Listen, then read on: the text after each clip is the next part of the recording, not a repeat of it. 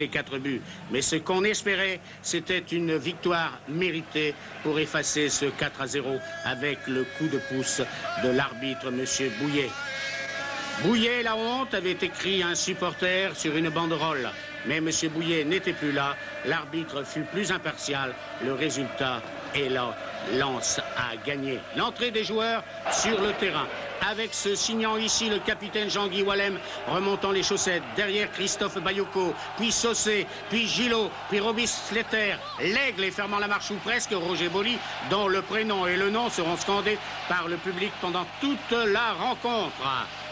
Un match qui aurait pu débuter par un coup de théâtre malheureux pour les Lensois si ce tir du Toulousain ne s'était pas écrasé sur le montant des buts de Bayoko. Il n'y aurait plus eu de match. Mais tout est possible, le public y croit. Robis Sletter va rechercher les ballons derrière. Il va remonter souvent le terrain. Il ira à droite, à gauche, distribuera les ballons comme ici. Quel travail, comme tous les autres, amorti ici de Boli. La balle n'est pas dégagée. Maufroy du pied droit et Huck détourne en corner. C'est bien parti. Le corner ne va rien donner. Le public attend le premier but de la partie. Il ne vient pas, malgré ici Boli encore qui échoue de peu devant Huck et l'évite en basculant par-dessus lui. 0-0 à la mi-temps, malgré encore ce centre et cette tête bien captée par Huck.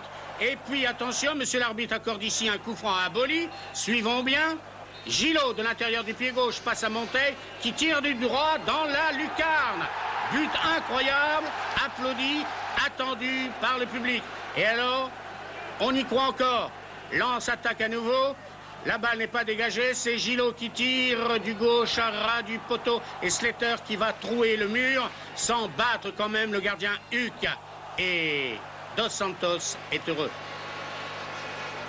Ce qu'on fait, ces 11, ces 12 Lensois qui ont participé a vraiment été extraordinaire. Je crois qu'ils ont démontré une qualité première qui est la générosité.